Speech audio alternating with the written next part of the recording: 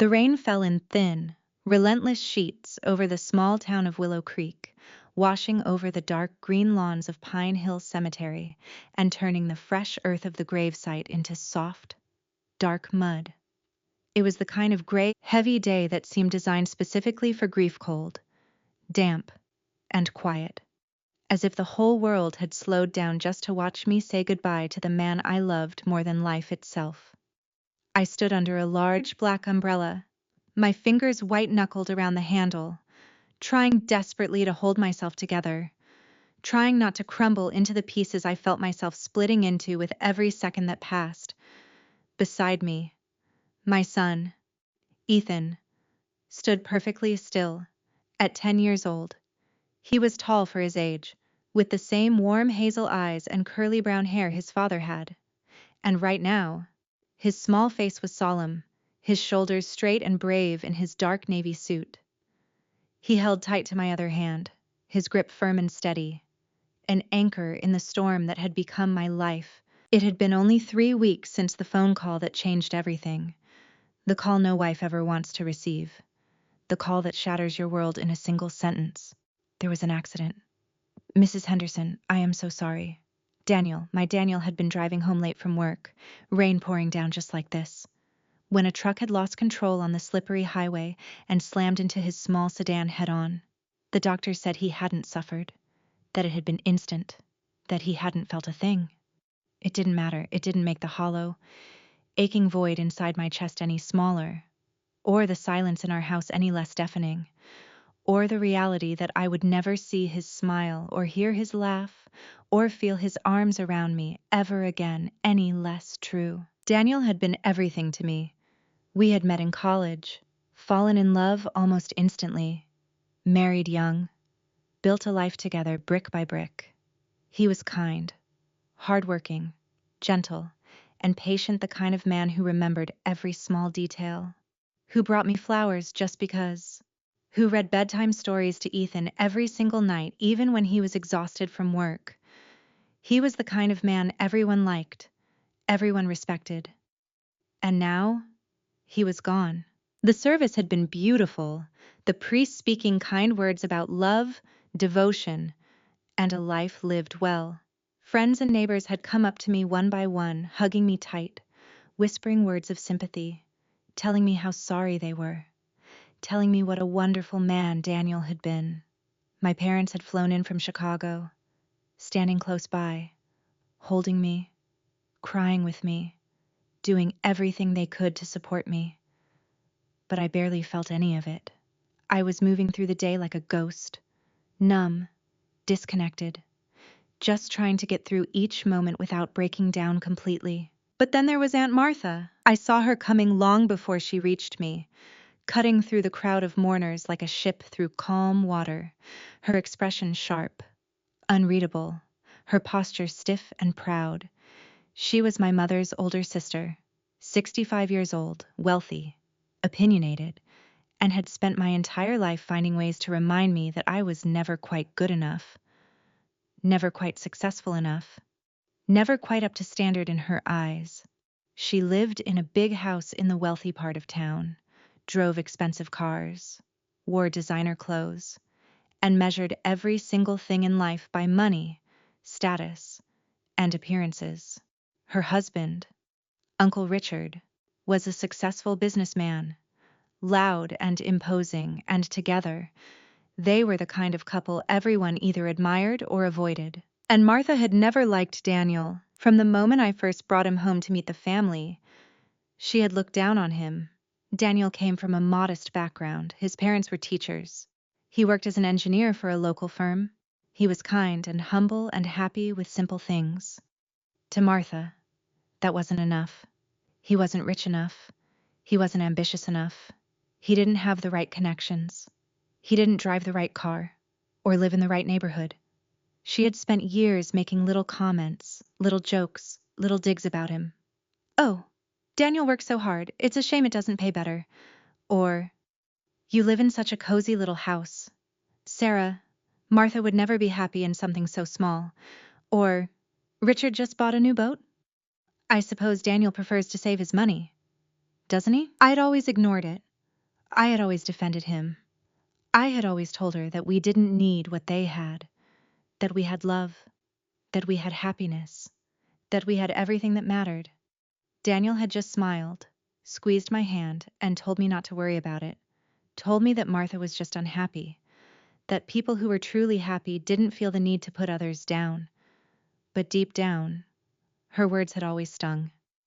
And today, I knew she wouldn't miss the chance to say something. She stopped right in front of me, blocking my path, looking me up and down with that familiar, cold, assessing gaze. She was dressed in an expensive black dress and hat, her makeup perfect, her jewelry sparkling even in the dull light. She didn't look sad. She didn't look sympathetic.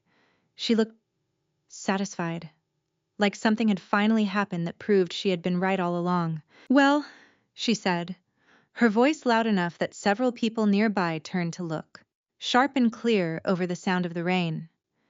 "Here we are.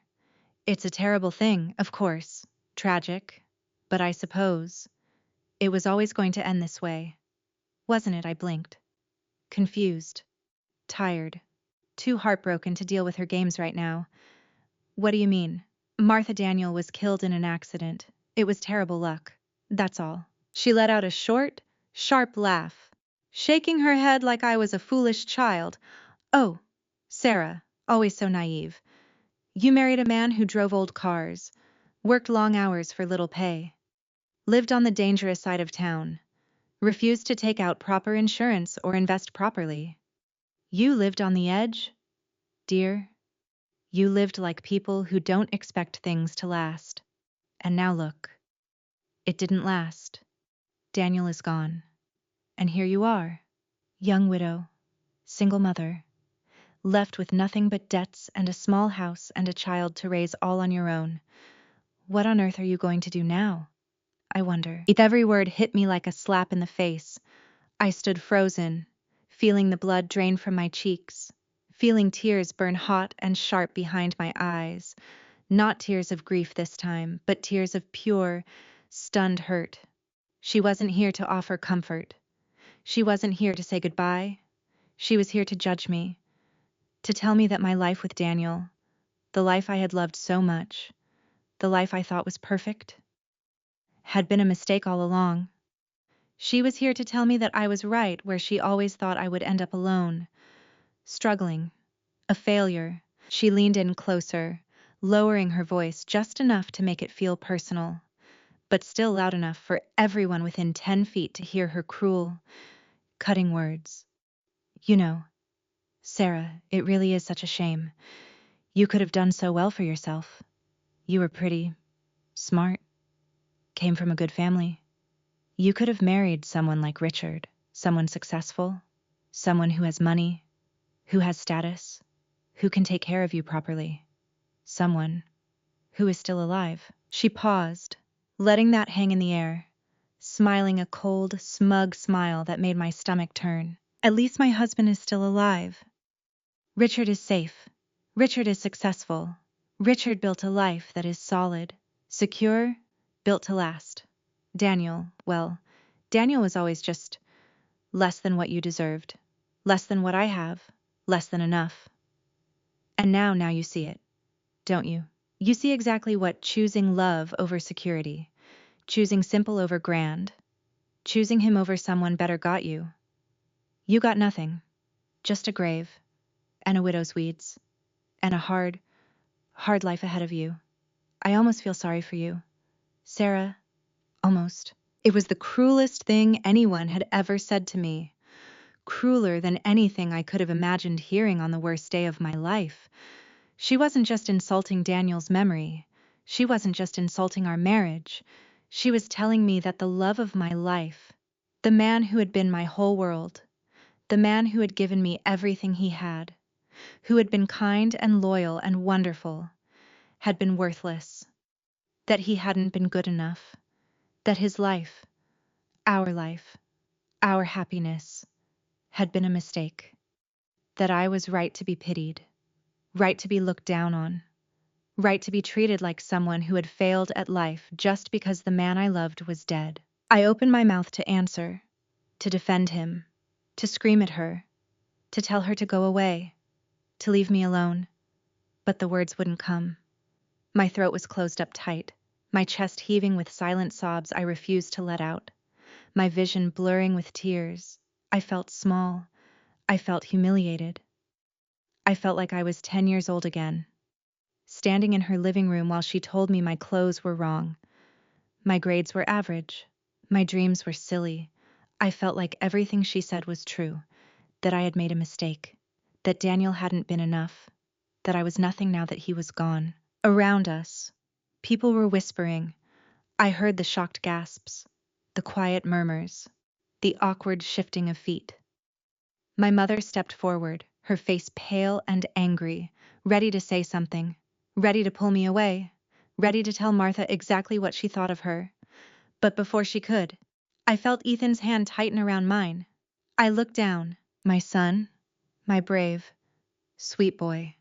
He had been standing quietly beside me, listening to every single word Martha said, his little face growing darker and darker, his chin lifting higher and higher, his eyes narrowing into sharp, determined slashes. He wasn't crying anymore. He wasn't sad anymore. He was angry, furious, in the way only a child can be when someone hurts the person they love most in the world. He let go of my hand and stepped forward, moving between me and Aunt Martha, standing tall and straight, barely reaching her waist, but looking up at her like he was 10 feet tall, like he wasn't afraid of her expensive clothes or her sharp voice or her cruel words at all. He looked her right in the eye, and his voice rang out loud and clear across the quiet cemetery, cutting through the rain, cutting through the whispers, cutting right to the heart of everything. That's not true, he said, his voice steady, clear, and absolutely sure. You are wrong. About everything. Martha looked down at him, startled, then laughed that same cold, unpleasant laugh, looking at him like he was an insect she had just found crawling on her shoe. Oh, look at this. The little orphan speaks up, just like his father doesn't know when to stay quiet, doesn't know his place. Run along, Ethan, grown-ups are talking, this doesn't concern you. Ethan didn't move. He didn't look away. He stood his ground, exactly like Daniel used to do, exactly like I had taught him to do. It does concern me, he said, even louder now, so everyone around us could hear perfectly. You said my dad wasn't good enough. You said he wasn't as good as your husband. You said choosing him was a mistake. You said we got nothing, but you don't know anything. You never did. He reached into the pocket of his dark suit jacket and pulled out a small, folded piece of paper, worn soft from being carried around, creased and unfolded and folded again 100 times. He held it tight in his hand and looked up at her with eyes that were exactly like his father's kind, honest and full of a truth that Martha could never understand. You said your husband is better because he is rich, and he has a big house, and he is still alive, Ethan went on, his voice ringing out, strong and brave. You said at least your husband is still alive. But let me ask you this, Aunt Martha, even if your husband lives to be 100 years old, does he ever look at you the way my dad looked at my mom? Does he ever hold your hand just because? Does he ever read you stories? Or bring you flowers? Or stay up all night when you are sick just to make sure you are okay? Does he ever work extra jobs just so he can buy you a small gift he knows you will love? Does he ever tell you every single day that you are the best thing that ever happened to him? Does he ever make you feel like you are the only person in the whole world that matters? He paused, taking a breath, while Martha stood frozen, her mouth slightly open, her face turning red and then pale, completely stunned into silence. The crowd around us had gone absolutely quiet. Every eye was on Ethan. Every ear was listening. My dad didn't have a big house or a fancy car or lots of money, Ethan said, his voice shaking a little bit now, but still firm, still proud, still brave. But he had something your husband will never have. He had love, real love. He loved us more than anything. He gave us everything he had. He worked hard every single day not to get rich, but to make sure we were happy. He taught me how to ride a bike. He taught me how to be kind. He taught me that being good is way more important than being rich. He told me 100 times that the best thing he ever did was marry my mom and have me. He told us we were his whole world. He lifted the piece of paper in his hand, holding it up for her to see. It was a drawing, done in crayon and pencil, bright colors, a picture of our family me, Daniel, Ethan holding hands, big smiles, a sun shining above us, a house with a heart on the door, written across the bottom in big, messy letters, the best family in the world. You said we got nothing, Ethan said, his voice cracking now with emotion, tears finally spilling over his cheeks, but still looking right at her, still refusing to back down. But you are wrong. We got him. We got his love. We got his kindness. We got every single minute we had with him. And even though he is gone now, even though I miss him so much, it hurts right here. He pressed a small hand against his chest, even though I would give anything to have him back. I would still choose him every single time, 1,000 times, 1,000,000 times. I would choose my dad over your husband, and all your money, and all your big houses, and everything you have, every single day. Because he was good, he was kind, he loved us, and that is worth more than everything you own put together. He took a step closer to her, and said the last part slowly, clearly, looking her right in the eye, saying the thing that everyone had been thinking but no one had ever dared say to her face. You said at least my husband is still alive. But Aunt Martha, being alive isn't the same thing as living. Your husband might still be breathing, but I honestly don't think you have ever known what it feels like to truly be loved. And I feel sorry for you. I feel sorry that you think money and stuff are more important than love and family. I feel sorry that you don't know how lucky we were. Because even though my dad is gone, he left us with so much love, enough to last us forever. And you have all the things. But you don't have any of the things that actually matter. You are the one who has nothing.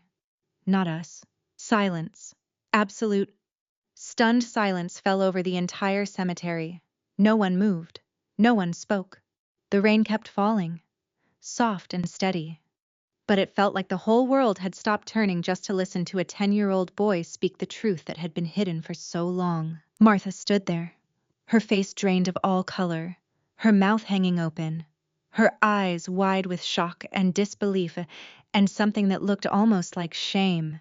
She looked from Ethan to the drawing in his hand, to me standing there, tears streaming down my face, but smiling through them, proud.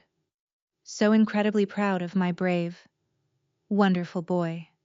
She looked around at the crowd of people, all staring at her, all looking at her with new eyes, eyes that didn't see the wealthy, impressive woman anymore, but just a small, bitter, unhappy woman who had just been told exactly who she was by a child. She tried to speak. She tried to say something sharp, something cruel, something to put him back in his place, something to save her pride. But nothing came out. She had no words. Because he was right. Every single thing he said was true. And deep down, she knew it. Everyone knew it. Ethan turned away from her then, turned back to me, reached out and took my hand again, squeezing it tight, exactly like his father used to do. He looked up at me, his face wet with rain and tears, but his eyes shining bright and strong. It's okay. Mom, he whispered, loud enough for only me to hear. Dad was the best. Everyone knows it now. She can't ever say anything bad about him again. I promise. I knelt down right there in the mud and rain, ignoring everything else. Ignoring the crowd. Ignoring Aunt Martha. Ignoring the whole world. And I wrapped my arms tight around my son, holding him close, burying my face in his shoulder, crying harder than I had cried since the accident. But these tears were different. They weren't just tears of grief. They were tears of overwhelming pride, of love, of gratitude. Daniel was gone, but he had left me the greatest gift of all. He had left me Ethan, a boy who was kind and brave and honest and strong, a boy who knew exactly what mattered in life, a boy who loved us enough to stand up to the meanest woman in the whole world just to defend his dad's memory. I looked up over Ethan's shoulder and saw Martha standing there alone. She looked small. She looked old. She looked empty. Uncle Richard was standing a few feet away, looking embarrassed, looking away from her, looking like he had never really known her at all. My parents were crying, smiling at me, nodding, proud too. All our friends, all the neighbors, all the people who had known us, known Daniel, they were smiling, nodding, wiping their eyes, looking at me with respect, with admiration, with love. Aunt Martha turned slowly, without saying another word, and walked away, back through the crowd, head bowed, leaving behind all her pride, all her cruel words, all her lies, defeated completely by a 10-year-old boy and the simple, powerful truth of love. But as I stood up, holding Ethan's hand tight, ready to leave the cemetery, ready to face the hard days ahead, I realized that this was just the beginning. Martha was proud. She was bitter. She hated being wrong. She hated being humiliated more than anything else in the world. She wouldn't let this go. She wouldn't just walk away and forget that a child had made her look foolish in front of everyone she knew. She had money. She had power. She had influence. And she had been angry at me, at Daniel, at everything we stood for years. And now, hearing what Ethan said, seeing how much we loved each other, how strong we were even in grief, seeing that we had something she could never buy, never take, never destroy. I knew she wasn't done. I knew this was only the first round. Because people like Martha, people who think life is a competition, people who think love is a weakness, people who value things over people, they don't just lose and walk away. They fight back. Hard. I looked down at Ethan, who was watching Martha leave, his expression serious and wise beyond his years. He squeezed my hand again. She's going to try something. Mom, he said quietly. I know her. She hates that we are happy even without all her stuff. She hates that Dad was better than her husband.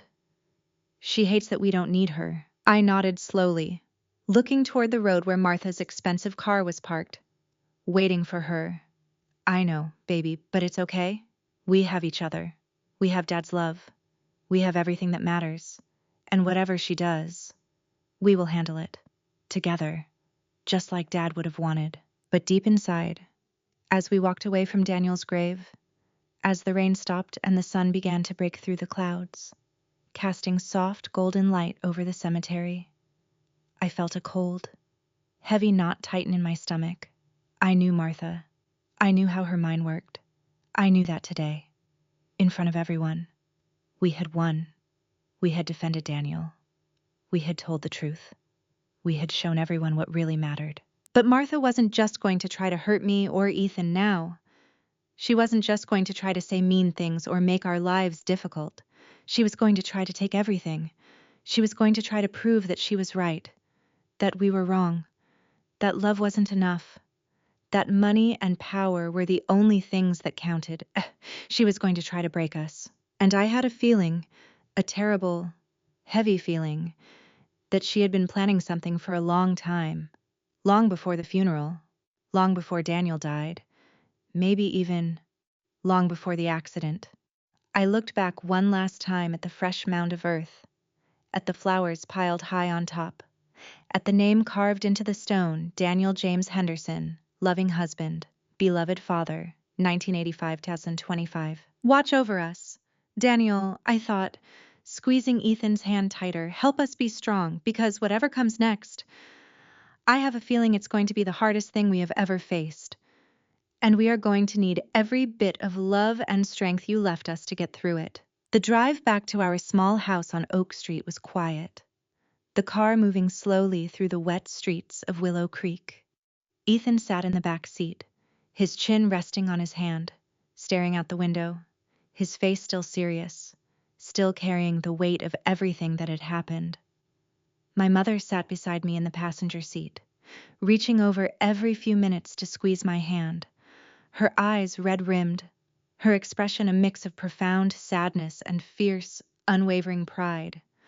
My father drove, his hands gripping the steering wheel tight, his jaw set hard, still too angry to speak about what Martha had said, still too stunned by the way Ethan had stood up and defended us all. I felt hollow, light and heavy all at once, like I was floating just above my own body, watching everything happen to someone else. The events of the morning replayed in my mind over and over again: the gray sky, the rain falling softly on the casket, Martha's sharp voice cutting through the quiet, her cruel words landing like physical blows. And then Ethan, my sweet, quiet boy, stepping forward, speaking with a courage and clarity that took my breath away. I had always known he was smart, always known he had a kind heart, always known he loved his father more than anything in the world. But I had never imagined he had that kind of strength inside him.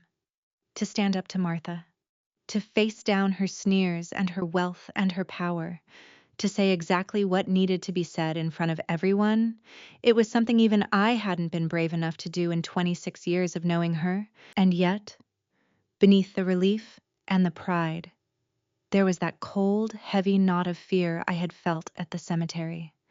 Ethan was right. Martha didn't lose. She didn't walk away. She didn't forget.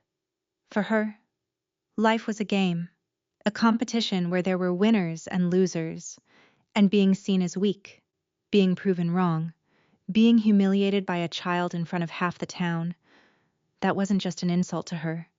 That was a war she intended to win. I knew her too well. I knew how her mind worked.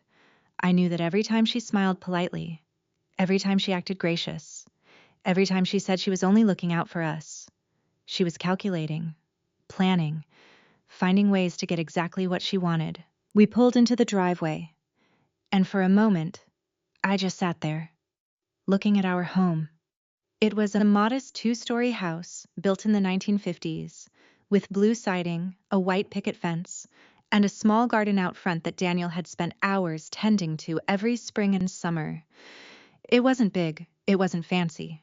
It certainly wasn't anything like Martha and Richard's massive estate up on the hill, with its columns and its swimming pool and its perfectly manicured lawns. But it was ours. Every board, every nail, every piece of furniture inside had been chosen, bought, or built with love and care. Daniel had painted every room himself. He had built the bookshelves in the living room and the tree house in the backyard. This house wasn't just wood and brick and glass. It was the physical home of our life together, filled with memories, filled with love, filled with us. I got out of the car and opened the back door to let Ethan out. He stepped onto the pavement, looked up at the house, and reached for my hand automatically, his fingers wrapping around mine in that familiar, comforting way. "Is it going to be okay now, Mom?" he asked quietly, his voice small and tired now that the adrenaline had worn off. "Aunt Martha." She looked really mad, like really, really mad. I knelt down in the driveway, ignoring the dampness soaking through my black dress, and pulled him into a hug, holding him tight against me, breathing in that familiar scent of soap and sunshine that was just Ethan. "It's going to be okay, baby," I whispered into his hair, even as that cold knot in my stomach tightened further. "Whatever happens, we have each other. We have Dad's love. We have everything we need, and you were so brave today. The bravest person I have ever known. Dad would be so proud of you. So proud." We went inside, my parents following close behind, and the silence of the house hit me harder than ever. Daniel's favorite mug sat on the kitchen counter, half full of cold coffee, exactly where he had left it the morning he died. His coat hung on the hook by the door. His reading glasses were on the table next to his favorite chair in the living room. Everywhere I looked, there was something of him, something that reminded me he was gone, something that made the emptiness inside me ache all over again. My mother immediately set about making tea, bustling around the kitchen, opening cabinets, moving things. trying to fill the silence with gentle activity.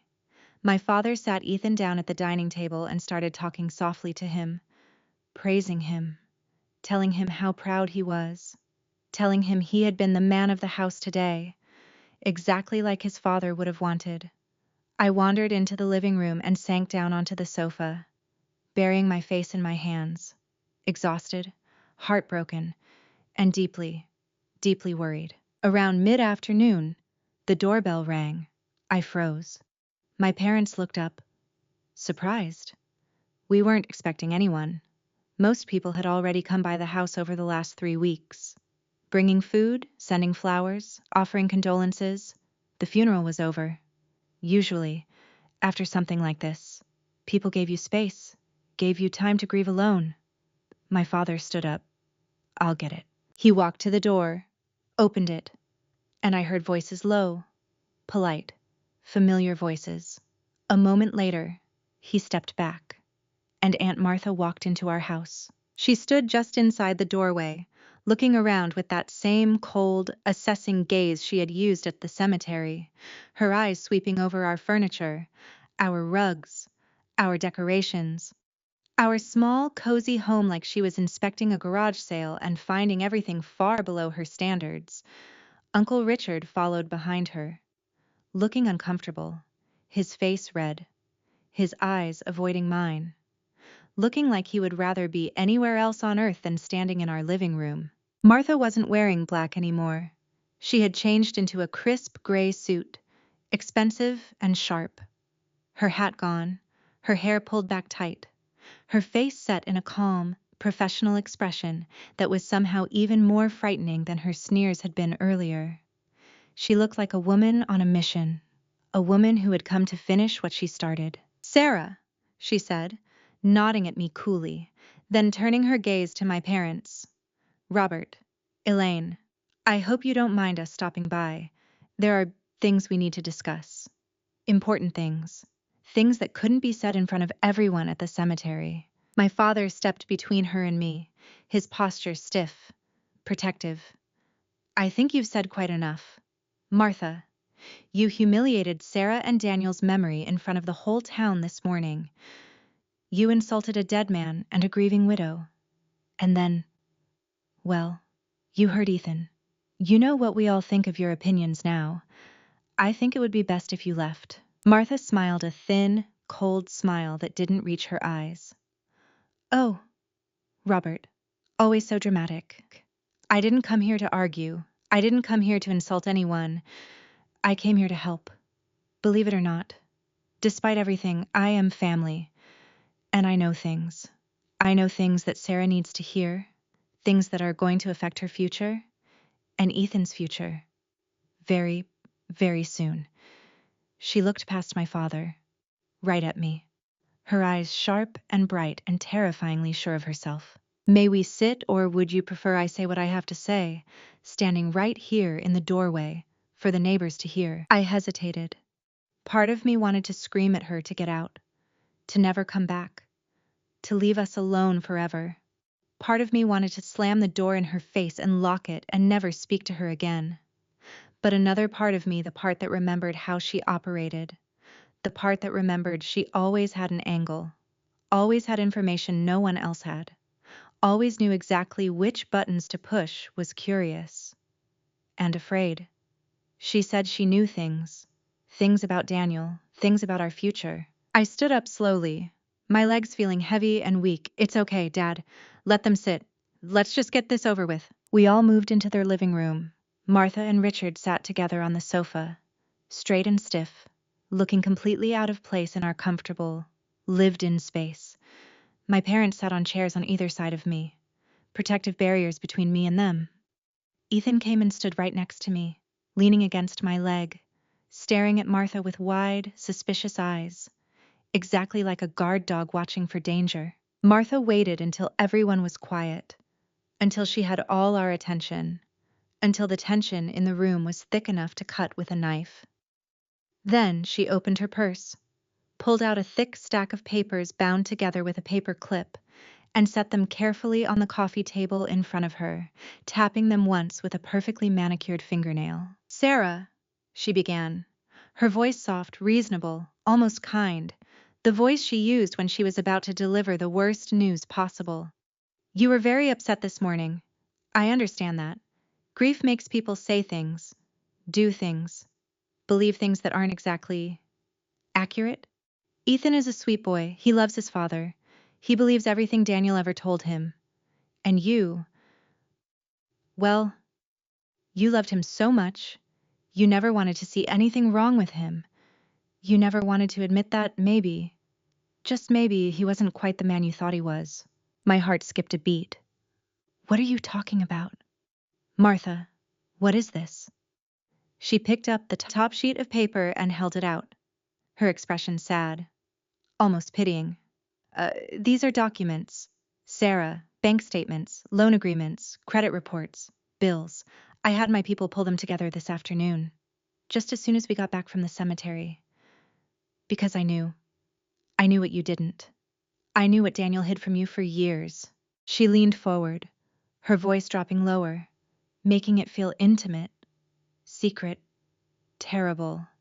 You think Daniel was a good man, a hard worker, an honest man. You think he provided for you, took care of you, built a safe life for you and Ethan. But let me ask you this. Did you ever actually look at the finances? Did you ever check the bank accounts? Did you ever ask exactly how much money he made? Or where it went? Or what he was doing with it every month? I stared at her, confused, my mind racing. Of course not. Daniel handled all that. He said he was better with numbers. He said he wanted to take the burden off me. He gave me an allowance every week. He paid all the bills. We never had money problems. We never fought about money. We had enough. We were happy. Martha shook her head slowly, that pitying look growing deeper. Oh, Sarah, sweet, naive Sarah, you really have no idea. Do you? Daniel wasn't good with money. He was terrible with it. He spent far more than he earned. He borrowed from everyone he could. He ran up credit cards to the limit. He took out loans he couldn't possibly pay back. He was drowning in debt.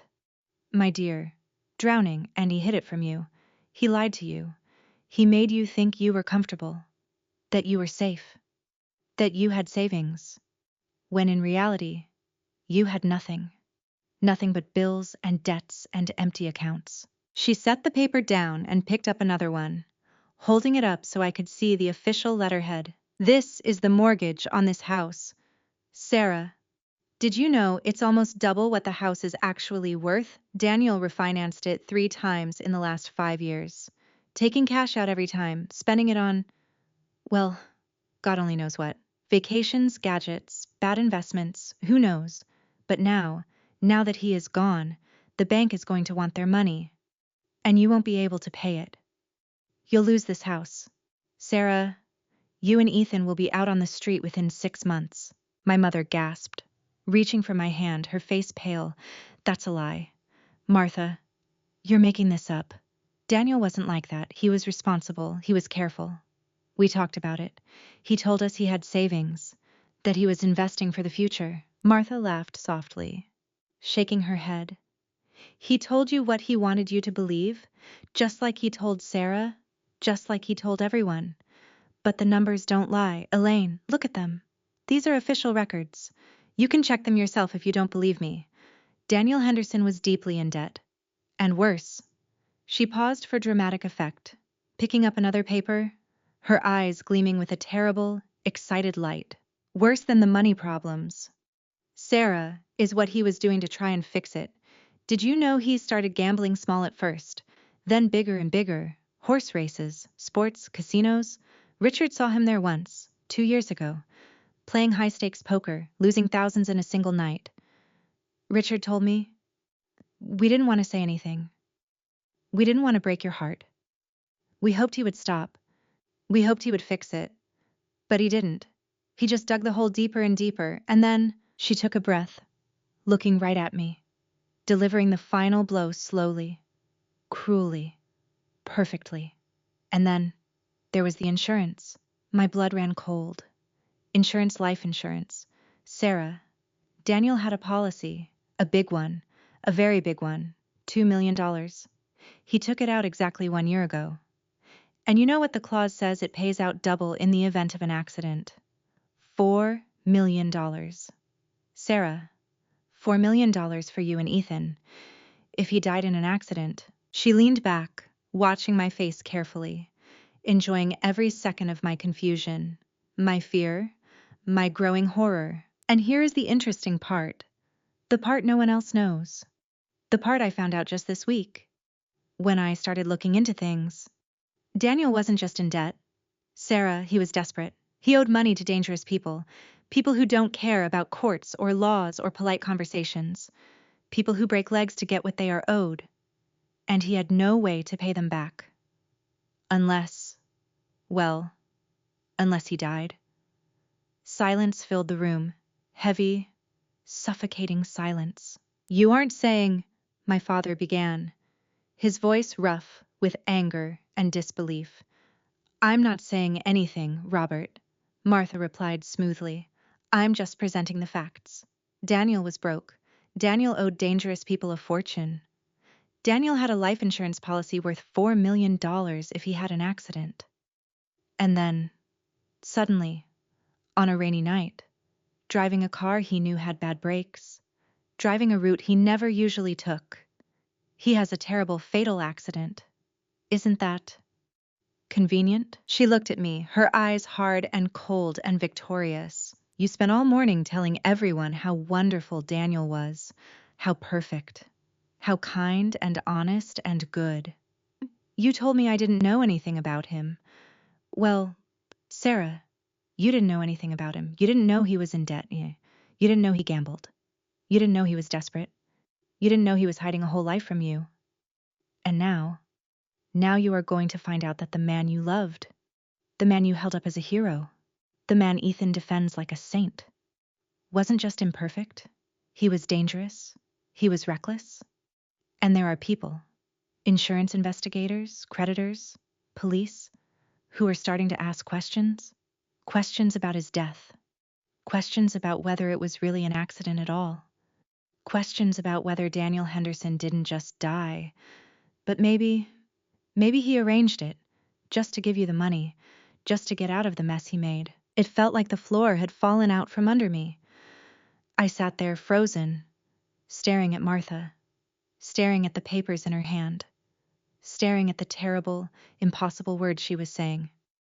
Daniel, my Daniel gambling, in debt, desperate enough to fake an accident, or worse, to cause his own death. It was impossible. It was insane. It was everything I knew wasn't true. Daniel hated gambling. He hated debt. He was the most careful, responsible man I had ever met. He saved every penny. He fixed things instead of buying new ones. He planned for the future. He talked constantly about growing old together, about watching Ethan graduate, about playing with grandchildren. He loved life. He loved us. He would never, ever leave us on purpose. He would never do something so terrible, so cruel, so selfish. And yet, the papers looked real. The official letterheads, the numbers, the dates. Martha wouldn't dare bring this to us unless she had something to back it up. Unless she had found something, or made something, that looked real enough to fool everyone else. Why are you telling me this? I whispered, my voice barely working, shaking uncontrollably. Why are you doing this? You hated him. You hated us. You wanted him to be bad. You wanted to prove you were right. You made this up, all of it, just to hurt me, just to win. Martha stood up, gathering the papers together, smoothing them out carefully, her face calm and cold and completely without mercy. I am telling you this, Sarah, because I am the only one looking out for you. I know you won't believe me now. You will call me a liar. You will say I am cruel. You will defend him to the death. But soon, very soon, other people will start asking these questions. The insurance company will deny the claim. They will say it was suicide or fraud. You won't get a cent. The creditors will come for the house. They will take everything you own, and then, when you have nothing left, When everyone knows the truth about your perfect husband. When Ethan realizes his father wasn't a hero, but a man who gambled away his future, who lied to everyone, who left you with nothing but debt and shame, then you will come to me. You will beg me for help, and I will be there. She walked to the door, Richard following silently behind her, looking at the floor, unable to meet anyone's eyes. She paused with her hand on the doorknob, turning back one last time to look at me, to look at Ethan standing tall and brave beside me, to look at the small, happy life we had built that she hated so much. You think you won today? Sarah, you think Ethan's little speech changed everything? You think love is enough? But love doesn't pay the mortgage. Love doesn't pay off debts. Love doesn't prove innocence when all the evidence says guilt. And you will find out, very soon, that I was right all along. Daniel wasn't enough. He wasn't good enough. He wasn't honest enough. And now, he has destroyed everything you ever had, just like I always said he would. She opened the door and stepped out onto the porch, rain starting to fall again, soft and heavy. Call me when you lose the house. Sarah, call me when the insurance is denied. Call me when Ethan starts asking why his father left us with nothing. I'll be waiting. The door clicked shut behind her. For a long moment, no one moved. No one spoke. We just stood there in the quiet living room. The terrible, poisonous things Martha had said hanging in the air like thick black smoke, seeping into every corner, every memory, every belief I had ever held. My mother was crying silently, tears running down her face, not from grief, but from fear and confusion. My father was pacing the room, fists clenched, muttering about lies and slander and how he would prove it wasn't true. But Ethan didn't cry. He didn't look scared. He didn't look confused. He stepped away from me, walked over to the coffee table where Martha had dropped one of the papers, picked it up, and looked at it carefully, his small brow furrowed in concentration. He turned to me, holding the paper up, his eyes clear and sharp and sure. She's lying. Mom, he said, loud and clear, cutting through the silence, cutting through the doubt, cutting straight to the truth. Everything she said, it's lies. I know it. You know it. Dad wasn't like that. He never gambled. He never owed anyone money. He loved us too much to leave us on purpose. And look, he pointed to the bottom corner of the paper he held out to me. This isn't real. Mom, look at the date. Look at the signature. Dad never wrote like this. His D's are big and round. This one is sharp and pointy. This isn't Dad's writing. This isn't Dad's signature. And I saw it. When she was talking, her hands were shaking. Not because she was sad, but because she was scared. Scared we would find out what she really did. Scared we would look closer. He walked back to me and took my hand again, squeezing it tight.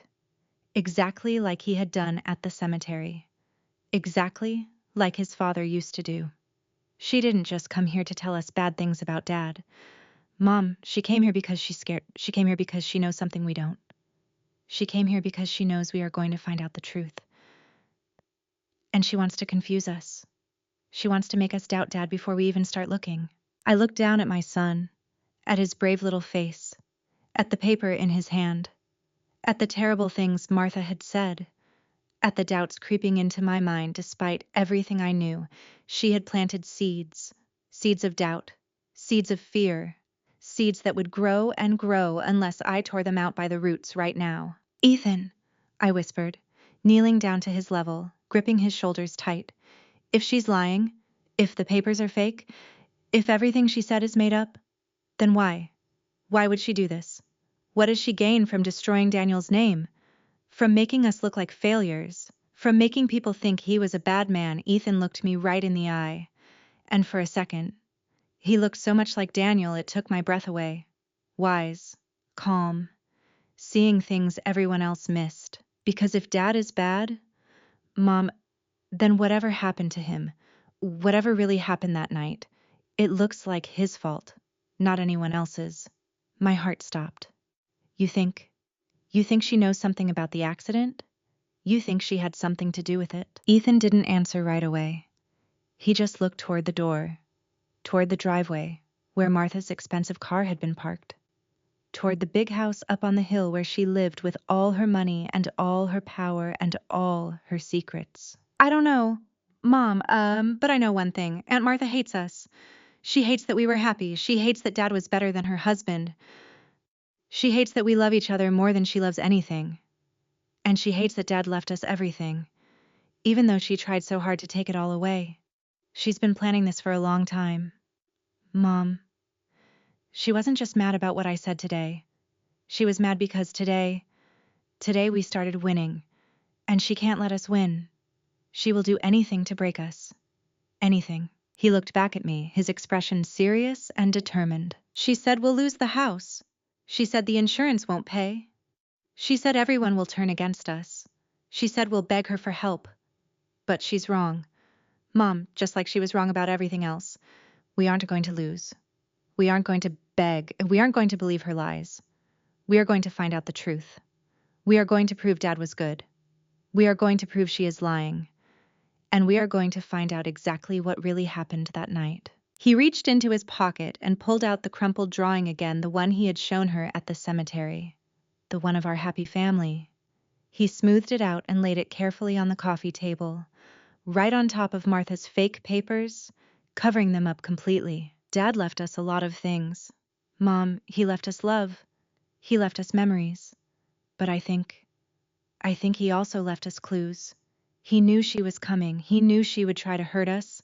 He told me once, 'Ethan, if anything ever happens to me, and Aunt Martha says bad things, or tries to take things, or tells lies, remember to look in the blue box.' I forgot about it, but now I remember." My breath caught in my throat. The blue box, Ethan. What blue box? He smiled. A small, brave, Daniel-style smile. The one he kept under the floorboards in the workshop. "Mom, the one he said was our secret. The one he said only we could open if he wasn't here. He said everything important was in there. Proof. Answers. Everything we need to show everyone who Dad really was. And exactly what Aunt Martha has been doing for years." I stood up, strength flooding back into my limbs, pushing away the fear, pushing away the doubt, pushing away the terrible things Martha had said. Daniel had left us something. He had known. He had prepared. He hadn't just left us alone to face her. He had left us the truth. "Come on then," I said, my voice strong and steady, taking Ethan's hand tight in mine. "Let's go find it. Let's see exactly what your dad left for us. And let's see if we can finally, once and for all, prove Aunt Martha wrong. About everything." But as we walked toward the back of the house, toward Daniel's workshop, toward the answers waiting for us, I looked back one more time at the front door, at the papers Martha had left, at the drawing covering them. Martha had started a war today. She had attacked Daniel's name, our future, our very lives. She had planted lies and threats and fear. But she had made one mistake. She had forgotten that Daniel hadn't just left us debts or problems or grief. He had left us each other. He had left us Ethan brave, smart, strong. Ethan, who saw through her lies instantly. He had left me stronger than I knew, ready to fight for my husband's honor, for my son's future, for the truth. And as we stepped into Daniel's workshop, smelling the familiar scent of sawdust and oil and him, I knew that whatever was in that blue box, it was going to change everything, just like Ethan said. But I also knew, with absolute certainty, that Martha wasn't done. She had shown her hand today. She had revealed her true self. She had threatened us openly. And now that she knew we weren't going to weren't going to believe the lies, weren't going to just roll over and let her destroy us, she would stop at nothing. The fight for Daniel's memory, for our future, for the truth, had only just begun. And I had a terrible feeling that what was hidden in that blue box, what had really happened the night of the accident, what Martha had been doing behind our backs for years, was far darker, far bigger, and far more dangerous than any of us could have ever imagined. Daniel's workshop was a small, separate building tucked away at the very back of our property. Hidden behind a thick hedge of old rose bushes he had planted years ago, it was his sanctuary, his private place, the one spot where he goes to think, to work, to build things, to escape the noise and stress of the world, to anyone else. It looked like a simple wooden shed, weathered by sun and rain, filled with tools, lumber, half-finished projects, and the familiar, comforting smell of sawdust, oil, and pine. But to me, and especially to Ethan, it was something much more. It was where Daniel had taught Ethan how to hammer a nail, how to sand wood smooth, how to measure twice and cut once, and most importantly, how to keep secrets safe. As we stepped through the doorway, flipping on the old overhead light, the reality of his absence hit me all over again. His heavy work boots sat by the door, scuffed and worn. His leather apron hung on a hook, stiff with age and use. His tools were arranged perfectly on the pegboard wall, exactly where he always kept them, neat, organized, ready for hands that would never hold them again. I paused for a second, my throat tight with emotion, running my fingers lightly over the smooth handle of his favorite plane, the one he used every single day. Ethan tugged gently on my hand, pulling me forward, his expression focused, determined, completely serious. He didn't look sad now. He looked like a soldier marching into battle, like he knew exactly what was at stake and exactly how important this moment was. "Over here, Mom," he said, leading me to the far corner, to the big, sturdy workbench that ran almost the entire length of the back wall. It was heavy, solid, built by Daniel himself years ago from thick oak planks, bolted firmly to the floor and the wall, unmovable, unshakable. Ethan knelt down beside it, running his small fingers along the edge of the bottom shelf, tapping here and there, searching for something only he knew about. "Dad showed me this place almost a year ago," he explained, talking quietly, his voice echoing slightly in the quiet room. He said, "Ethan, there are bad people in the world, people who don't like what is good, people who want to take what isn't theirs. If anything ever happens to me, if I'm not here, and those bad people try to hurt Mom or you, or say bad things about me, or try to take what belongs to us, you come here. You look under the floorboards under the bench. There's a box, and that box will protect you." My heart hammered hard against my ribs as I watched him work. Daniel had known. Somehow, deep down, he had known that Martha would never leave us alone. He had known that his life, our life, everything we had built, was under threat from her greed and her jealousy. He hadn't just loved us. He had protected us, even before he was gone. Ethan found what he was looking for, a small, almost invisible gap between two floorboards, right where the heavy legs of the bench pressed down. He slipped his fingernails into the crack, grunting a little with effort, and pulled.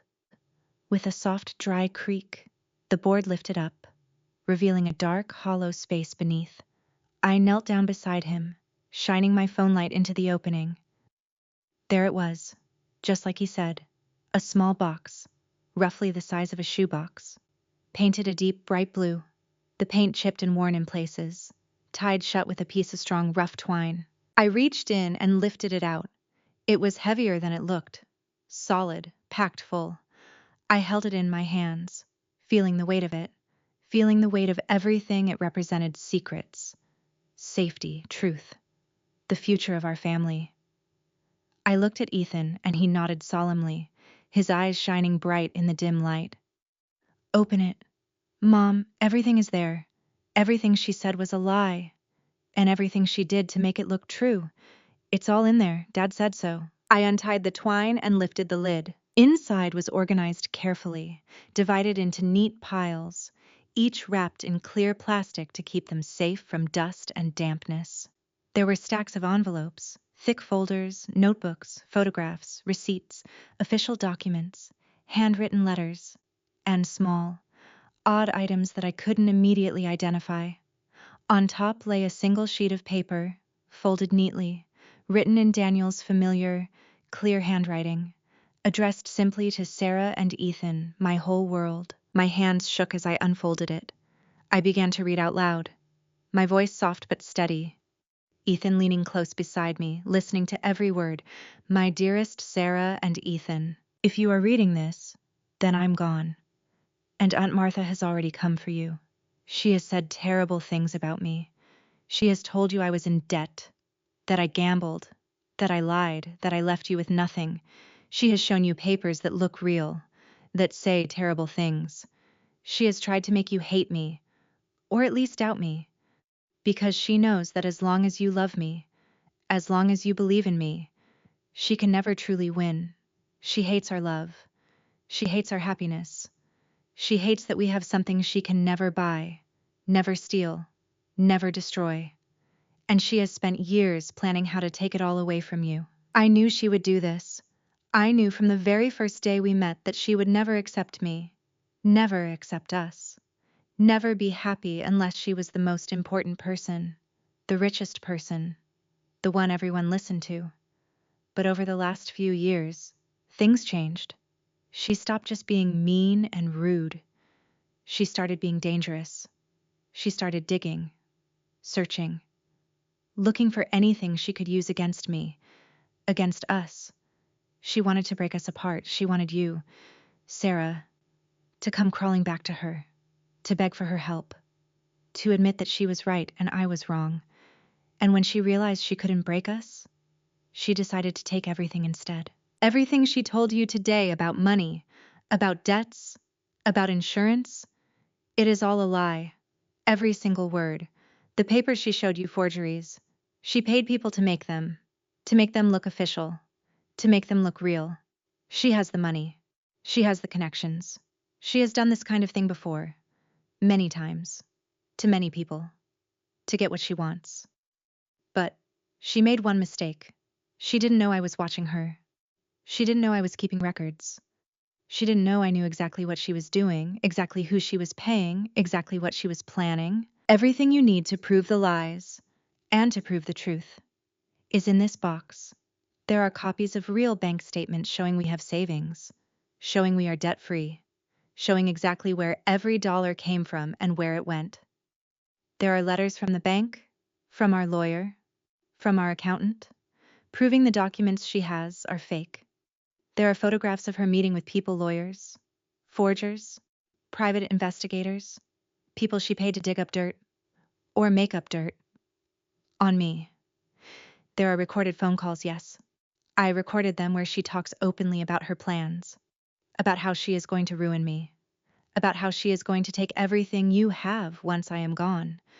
She said terrible things, Sarah, terrible things, things that made my blood run cold, things that made me realize she wasn't just planning to ruin my name, she was planning for me to die. I stopped reading, the words hanging heavy and terrifying in the air around us. Ethan gasped softly beside me, gripping my arm tight. I looked at him, seeing my own fear reflected in his eyes, then looked back down at the letter, forcing myself to keep going, to read every word, no matter how much it hurt or how frightening it was. I don't know exactly what happened that night. I don't know if it really was an accident, or if she finally made her move. I have suspected for a long time that she was capable of anything. She hates us that much. She wants what we have that badly. She has told people many times that the world would be better off without me, that I was holding you back, that I didn't deserve you, that I stood in the way of her having everything she thinks she is entitled to. She has said that if I died, everything would go to you, and she could convince you to sign it all over to her, for your own good. Of course, she thinks you are weak. She thinks you are naive. She thinks you will believe anything she says because she is family and she is rich and important. But she forgot one thing. She forgot that you are strong. She forgot that you are smart. She forgot that you know me better than anyone. And she forgot about Ethan, our brilliant, brave, wonderful boy. She thinks children are to be seen and not heard. She thinks they are easy to fool, easy to scare, easy to manipulate. But Ethan, you are the best of both of us. You are kind like your mom, but you are sharp and brave and strong like me. You see things adults miss. You see truth where others see lies. And I know that if anyone can stand up to her, if anyone can see through her games, if anyone can protect your mom and keep our family safe, it is you. Everything is here.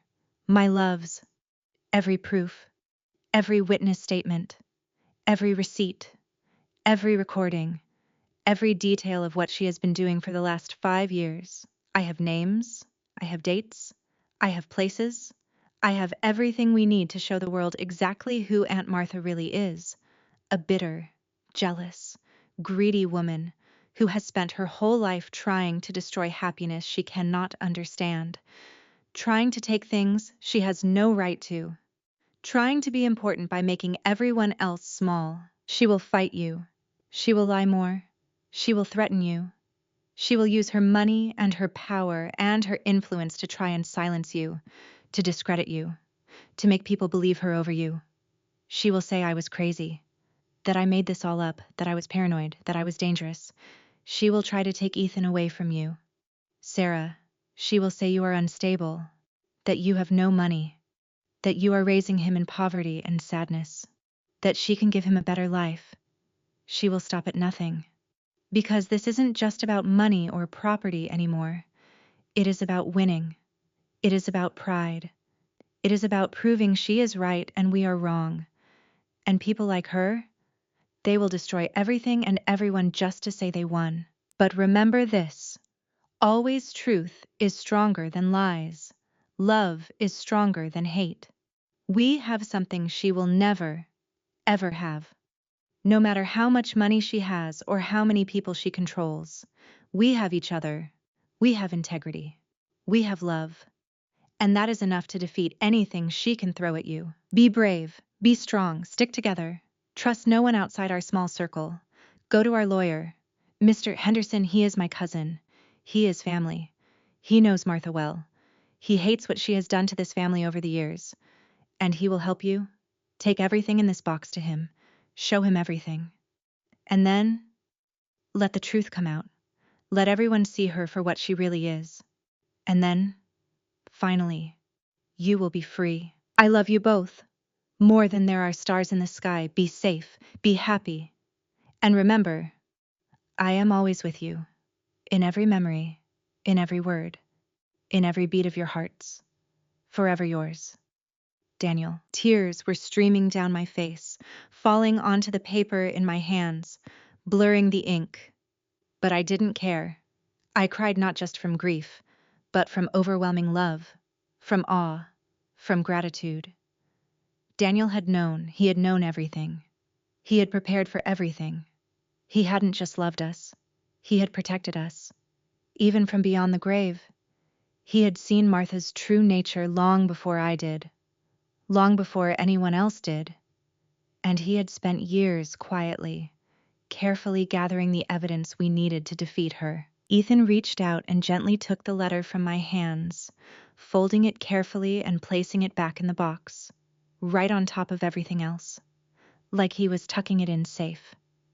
He wiped the tears from my cheeks with his small hand, his touch gentle and comforting, exactly like his father's. He knew. Mom, Ethan whispered, his voice thick with emotion but steady, unshaken. He knew she would try to take everything. He knew she would lie about him. He knew she would try to break us. And he gave us everything we need to stop her.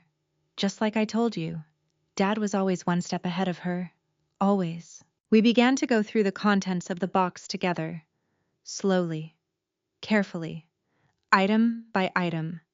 Our eyes opening wider and wider with every new thing we found. Just as Daniel said. There were the real financial records, bank statements showing a healthy savings account, investments, insurance policies paid up to date, proof that we had always lived within our means, proof that there was no debt, no loans, no gambling, nothing. Beside them were copies of the fake documents Martha had created. Daniel had somehow managed to get hold of samples, or perhaps predicted exactly what she would forge, and attached were expert reports proving they were altered, forged, fake, worthless. Then came the most terrifying part: photographs, dozens of them, taken secretly over the last few years. Pictures of Martha meeting with strange men in parking lots, in hotels, in dark office buildings. Pictures of her handing over envelopes stuffed full of papers and cash. Pictures of her sitting in cars, talking on the phone, her face twisted into expressions of anger and greed I had never seen before. There were transcripts of phone calls Daniel had recorded her every time she called him, every time she came to the house, every time she spoke about us to others. I listened to a few of them now, my blood running cold as I heard her voice, sharp and cruel, saying things I never imagined she would dare say out loud. He's nothing. Sarah, he's trash. He's dragging you down. You deserve better. You deserve rich. You deserve power. You deserve what I have, and as long as he is around, you'll never have it. He's a thief. He's taking everything that should be mine, your parents' money, grandma's house, the land. It should all come to me. I am the oldest. I am the one who matters. But no, everyone gives everything to you and him just because you act sweet and kind and happy. It makes me sick. He's going to ruin you. Sarah, mark my words. One day soon, he'll be gone. And then you'll see. You'll see I was right all along. You'll come crying to me, and I'll be there, waiting to take everything left behind. Because it should have been mine from the start. And then, the final piece, the one that made my breath stop in my throat, the one that made every hair on my body stand on end, the one that changed everything forever. It was a small digital voice recorder, sitting right at the bottom of the box, with a note attached.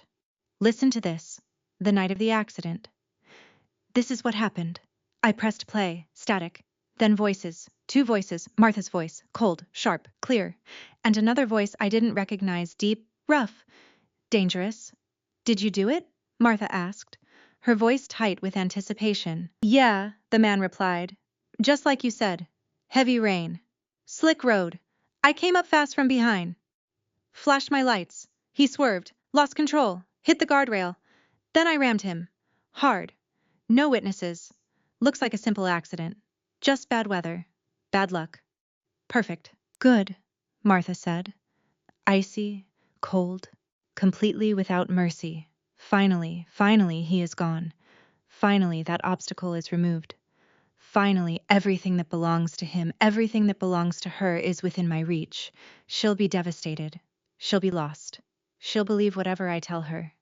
She has no idea. She's weak. She's stupid. She loves too much. She'll break easily. And then I step in. I comfort her. I help her. I tell her lies. I convince her she has nothing, that she owes me, that I'm the only one she can trust. And before she knows it, every dollar, every acre, every single thing they ever had will be mine.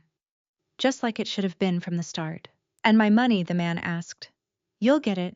Half now, half when everything is signed over to me. And remember, if anyone asks, you were never there. You never spoke to me. You don't know who I am. If this comes out, I'll deny it all.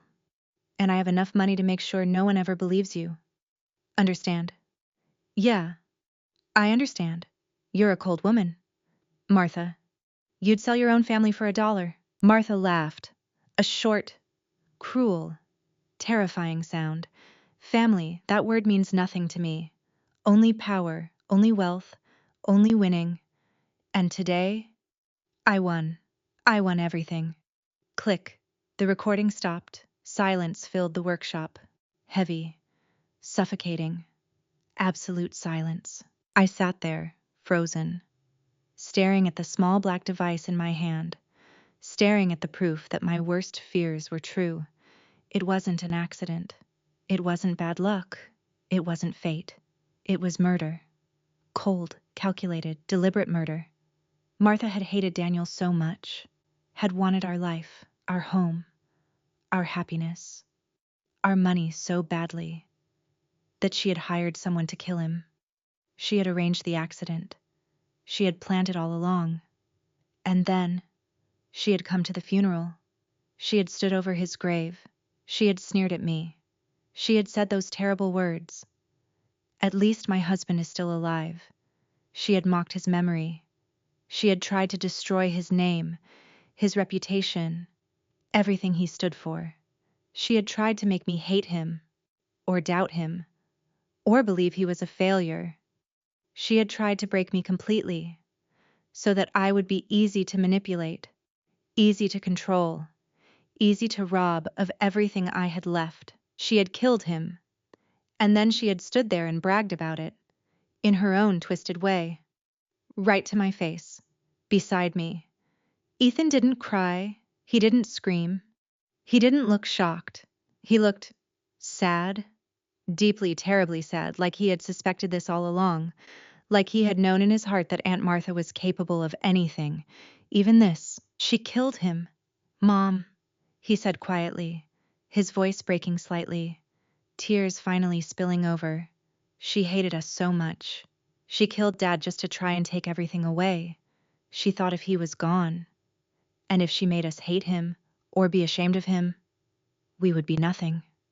We would be hers to do whatever she wanted with. He reached out and touched the recorder gently, reverently. But Dad knew. He knew she was planning something. He knew she was dangerous. He set this up. He recorded everything. He got proof. He made sure that even if she killed him, she wouldn't win. She wouldn't get away with it. She wouldn't destroy us. He made sure that eventually everyone would know exactly what she did and exactly who she really is. I stood up slowly, every muscle in my body trembling, but not from fear anymore, from rage, from a cold, hard, burning determination I had never felt before. Martha had taken Daniel from me. She had stolen the love of my life, the father of my child, the center of my world. She had destroyed our happiness. She had tried to destroy his name. She had tried to destroy us. She thought money and power and lies were enough to make her untouchable. She thought she could do whatever she wanted, hurt whoever she wanted, take whatever she wanted, and never face any consequences. But she had made the biggest mistake of her life. She had underestimated us. She had underestimated Daniel's love for us and his determination to protect us, no matter what. She had underestimated Ethan's courage and wisdom, and she had underestimated me. She thought I was weak. She thought I was naive. She thought I would break easily. She thought I loved Daniel so much I would believe whatever bad things she said about him, just to make sense of his loss. She was wrong. She was so terribly, horribly wrong. We're going to take her down. Ethan, I said, my voice low, fierce, unbreakable. I looked down at my son, at his brave, tear-stained face, at the man he was already becoming, just like his father. We have everything, every proof, every word, every lie, every crime, everything she did, everything she planned. And we are going to show it all to everyone. We are going to the police. We are going to the lawyers. We are going to every single person she ever lied to or manipulated or hurt. We are going to expose her for exactly what she is: a murderer, a thief, a liar, and a monster. I looked around the workshop, at all the things Daniel had built, at all the memories we had made, at the blue box sitting open on the floor, holding the truth that would finally set us free. She wanted a war, I said, reaching down and picking up the box, holding it tight against my chest like a shield, like a weapon. Well, she got one. And she is going to lose everything, just like she tried to make us lose everything. She will lose her reputation. She will lose her money. She will lose her freedom. She will lose everything she ever cared about. And everyone will finally know that love isn't weakness, that kindness isn't stupidity, that truth is the most powerful thing in the world. Ethan wiped his eyes and stood up straight, squaring his small shoulders, looking exactly like Daniel in that moment. He reached out and took my hand, his grip firm and strong. "Let's go then, Mom. Let's finish what Dad started. Let's make sure she never hurts anyone ever again, yeah. And let's make sure that everyone remembers exactly who Dad was. The best man who ever lived." We walked out of the workshop, closing and locking the door behind us, leaving behind the secrets and the sadness, carrying with us the truth, the proof, and the strength Daniel had given us. The sun was setting, casting long, golden shadows across the yard. The rain completely stopped, the sky clear and bright above us. My parents were waiting on the back porch, looking worried, looking anxious, wondering what we had found, wondering what came next. But as we walked toward them, the blue box held safely in my arms, Ethan walking tall and proud beside me. I knew that whatever came next, whatever Martha tried to do to stop us, to silence us, to hurt us, we were ready. We had the truth. We had each other. We had Daniel's love watching over us. And Aunt Martha, the woman who sneered at grief, who mocked love, who thought she could get away with murder, was about to learn the hardest lesson of her life. She thought she had won the day at the funeral. She thought she had broken us. She thought she had destroyed everything we were, but she had only just begun to lose. And by the time we were done, she would have nothing left at all, except the truth, and the consequences of every terrible thing she had ever done. The final battle was about to begin, and this time, there was no doubt who would be the winner. We walked back up to the house, the blue box held tightly in my arms, its weight now feeling less like a burden and more like a powerful weapon. My parents stood on the back porch, their faces lined with worry and confusion, their eyes fixed on the box in my hands and on the determined set of our shoulders. They had seen Martha's visit. They had heard her cruel accusations, and they had watched us disappear into the workshop with fear in their hearts. But now, as we drew closer, they could see the change in us. The doubt was gone. The fear was replaced by cold, hard certainty. We knew the truth. We had the proof. And nothing Aunt Martha or anyone else could say or do would ever shake us again. My mother rushed forward, her hands reaching out to touch my arm, her voice trembling with anxiety. "Sarah, what is it? What did you find? You look like you've seen a ghost, but also like you're ready to fight an army.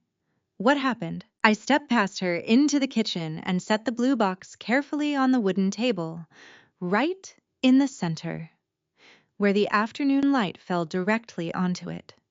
Ethan climbed onto one of the chairs beside me, sitting straight and tall, his hands folded neatly in front of him, exactly like he was about to give the most important presentation of his life. I looked at my parents, at their worried, loving faces, and took a deep breath, steadying my voice before I spoke. "We found everything. Mom, Dad left us everything. Proof that Martha was lying about the money, about the debts, about the insurance. Everything. But more than that, he left us proof of what really happened the night Daniel died." My father's eyes narrowed, his jaw tightening. "What do you mean? What really happened?" "The police said it was an accident. Bad weather, slippery roads, loss of control." "It wasn't an accident," Ethan said clearly, his voice ringing out in the quiet room. He reached into the box and pulled out the small digital recorder, placing it on the table for everyone to see. "Aunt Martha paid someone to do it. She wanted Dad gone so she could take everything we have. She hated us because we were happy. She hated Dad because he was good and kind and loved us more than anything.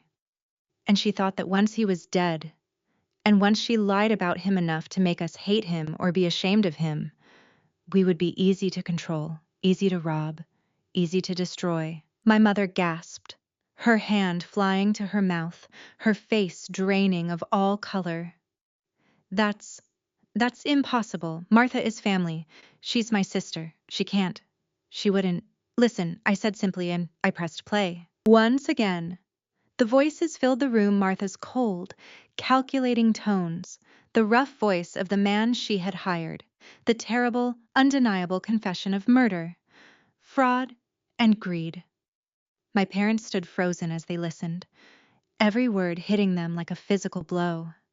I watched as the disbelief turned to horror, then to anger, then to a deep, profound sadness as they realized that the woman they had known all their lives, the woman they had grown up with, the woman they had respected and feared and tried to please for decades, was actually a monster hiding behind a mask of wealth and respectability. When the recording ended, silence hung heavy in the kitchen.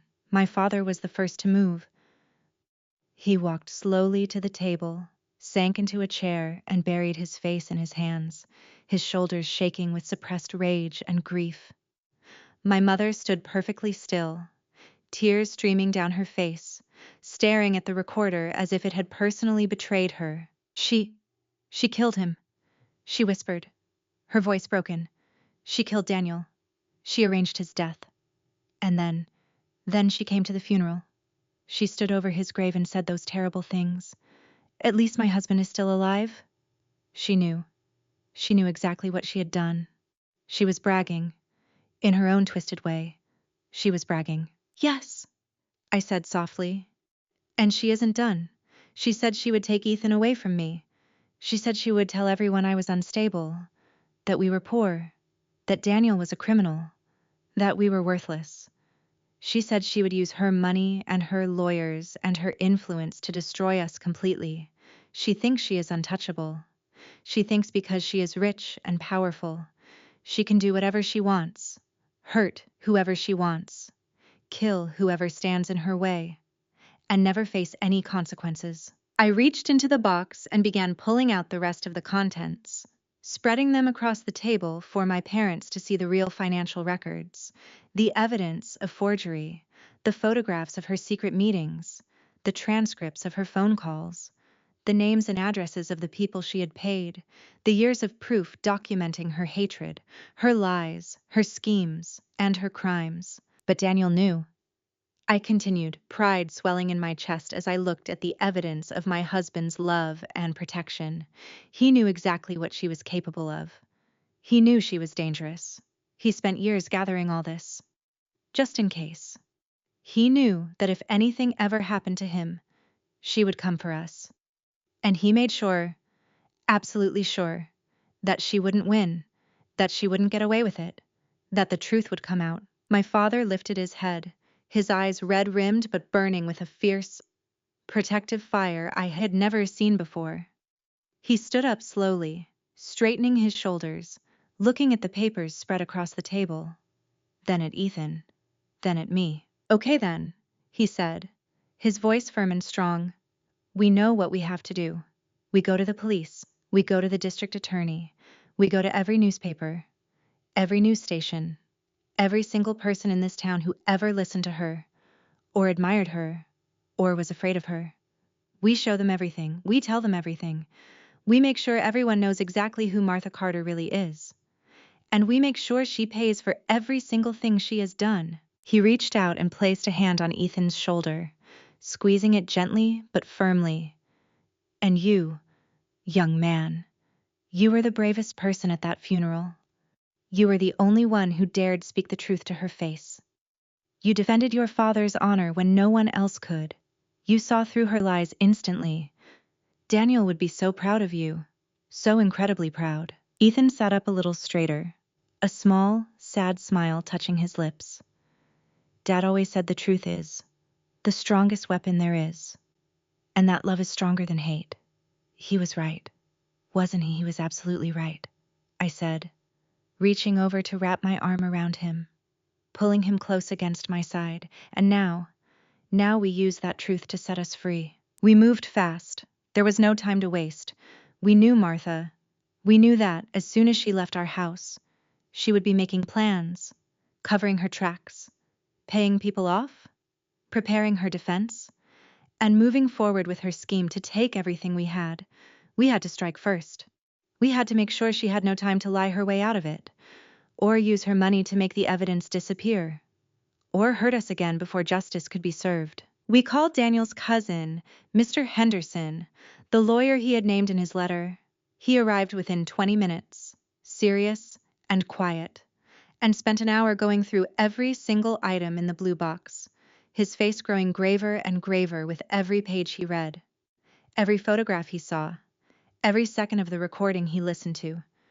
When he was done, he looked up at us, his expression a mix of sorrow and fierce determination. Daniel was right, he said quietly. Martha has been a poison in this family for generations. She has destroyed lives, ruined reputations, stolen fortunes, and hurt countless people just to satisfy her own greed and ego. Everyone knew she was cruel. Everyone knew she was ambitious and ruthless, but no one ever dared stand up to her. No one ever had the proof. Until now. He tapped the blue box gently with his finger. This is enough. This is more than enough to put her away for the rest of her life. For fraud, for forgery, for conspiracy, for murder, and everyone she ever worked with, everyone she ever paid, everyone who ever helped her do these things, they will go down with her. She built her empire on lies and fear and money, but the second the truth comes out, it all crumbles, and it crumbles fast. Together, we packed everything carefully back into the box, made copies of every document and recording, and headed straight to the police station and the district attorney's office. By the time we left, late that evening, the wheels of justice were already turning. Warrants were being drawn up, officers were being dispatched, investigators were assigned to the case. The truth was finally, officially out in the open. And it didn't stop there. By the next morning, the story had broken. It was everywhere. Local news, national news, newspapers, websites, social media. The shocking story of the wealthy, respected matriarch who had lived a double life of greed and murder, brought down by the very family she tried to destroy. And most of all, by the brave 10-year-old boy who had stood up to her at his father's funeral and told the truth when no one else dared. We didn't hide. We didn't run. We stood right there, side by side. My parents, Mr. Henderson, Ethan, and I, telling our story, sharing the evidence, explaining exactly what Martha had done, exactly why she had done it, and exactly what kind of woman she really was. We told everyone about the lies she had told at the cemetery. We told everyone about the fake documents she had brought to our house. We told everyone about her cruel words, her threats, her schemes, and her crimes. And slowly but surely, everything changed. The people who had once admired Martha, who had been impressed by her wealth and her status and her sharp tongue, turned away from her in disgust. The people who had listened to her lies about Daniel, who had looked down on us or pitied us because of the terrible things she had said, came to us one by one, apologizing, crying, telling us how sorry they were, telling us they should have known better, telling us they were on our side now. The people she had bullied or threatened or cheated or hurt over the years finally found the courage to speak up too, coming forward with their own stories, their own evidence, their own proof of her cruelty and corruption. It turned out we weren't the only ones she had tried to destroy. We were just the only ones who had been prepared, protected, and ready to fight back. When the police went to arrest her at her massive estate up on the hill, the scene was chaotic and dramatic. Martha screamed and raged and denied everything at first, using every cruel word, every threat, every lie she had ever used to control people, shouting that she was innocent, that we were liars, that Daniel was crazy, that we were trying to steal her money, that she was the victim here. But when they showed her the evidence, when they played the recording of her own voice confessing to everything, when they told her that the man she had hired to kill Daniel had already been caught and had agreed to testify against her in exchange for a lighter sentence, her defiance crumbled. Her mask finally completely fell away, and for the first time, everyone saw her for what she truly was, not the powerful, impressive, wealthy lady she pretended to be, but just a bitter, jealous, greedy, unhappy woman who had spent her whole life chasing things instead of people, power instead of love, and winning instead of living. She broke down then, sobbing, screaming, collapsing to the floor, begging for mercy, begging for forgiveness, begging for a deal, saying she never meant for anyone to get hurt, saying she just wanted what she thought was hers, saying she was always jealous of me, of Daniel, of our happiness, of the love we had that she could never find or understand. But it was too late. She had made her choices, she had done her deeds, and now, finally, she had to face the consequences. The trial was long, public, and painful, but we were there every single day, sitting in the front row, Ethan beside me, strong and brave, exactly like his father would have been. We listened as the lawyers laid out every detail of her crimes, every lie she told, every scheme she planned, every terrible thing she did. We watched as witness after witness took the stand and told their stories of her cruelty and greed. And we watched as the jury finally delivered the verdict. Guilty on all counts. Murder in the first degree, conspiracy, fraud, forgery, everything. When the judge read the sentence, life in prison, no possibility of parole, there was silence in this courtroom, then a quiet, heavy sigh of relief from everyone who had ever been hurt by her. Martha was gone. Her power was gone. Her money couldn't save her. Her reputation was destroyed forever. She had lost everything she ever cared about: her freedom, her wealth, her status, her name, her place in society, everything. And she had done it all to herself, because she couldn't stand the fact that we had something she could never have: real love. A few months later, we went back to Pine Hill Cemetery, back to Daniel's grave.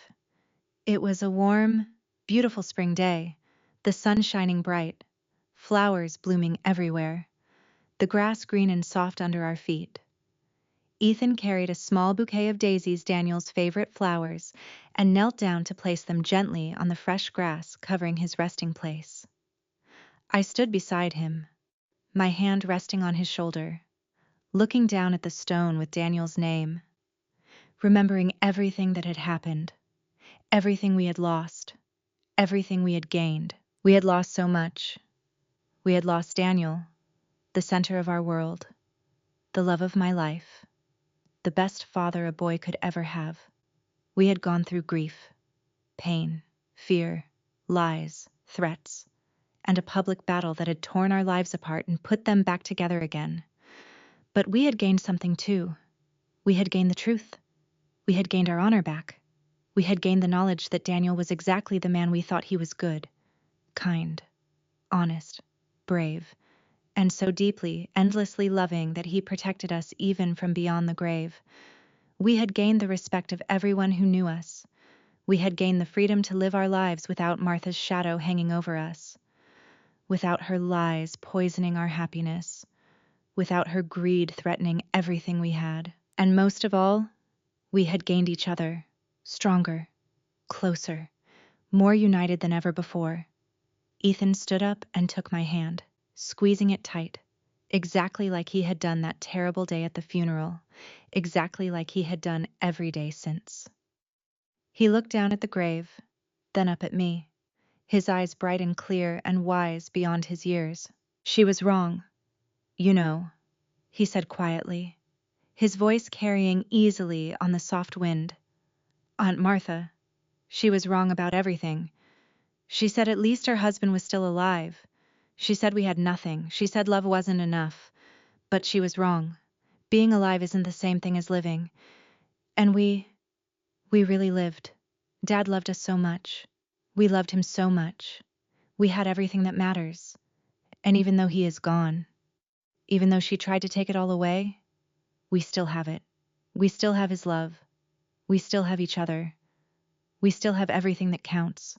I knelt down and pulled him into a hug, holding him tight, breathing in that familiar scent that was just Ethan, feeling overwhelming love and gratitude and peace flooding my heart. Daniel was gone, but he had left me the greatest gifts in the world, a son who was brave, kind, honest, and strong. Exactly like him. Memories that would last a lifetime, and the absolute certainty that love really was stronger than hate. Truth was stronger than lies, and goodness would always, always win in the end. You're right, baby, I whispered into his hair, tears of happiness and peace rolling down my cheeks. She was wrong about everything, and we were right. We have everything. We always did. And nothing in the whole world can ever take that away from us. We stood up together, hand in hand, and turned away from the grave, walking slowly back towards the car, towards our home, towards our future. It was going to be hard. Life without Daniel would always be hard. There would be days of sadness, days of missing him, days of grief, but there would also be days of joy, days of love, days of laughter, and days of remembering everything wonderful he gave us. We were no longer the family Martha tried to paint us as poor, sad, struggling, worthless, or weak. We were the family we had always been: happy, loving, strong, and rich in all the ways that truly mattered. We were Sarah and Ethan Henderson. We were the ones who had been knocked down, dragged through the mud, lied about, and threatened, but who had stood up again, told the truth, fought for what was right, and won. And Aunt Martha, sitting alone in a cold prison cell, with all her money and all her things, and none of the love or happiness or truth that actually matters, finally understood what Ethan had told her that day at the funeral. She had everything, but she had nothing. And we had nothing but love, and we had everything.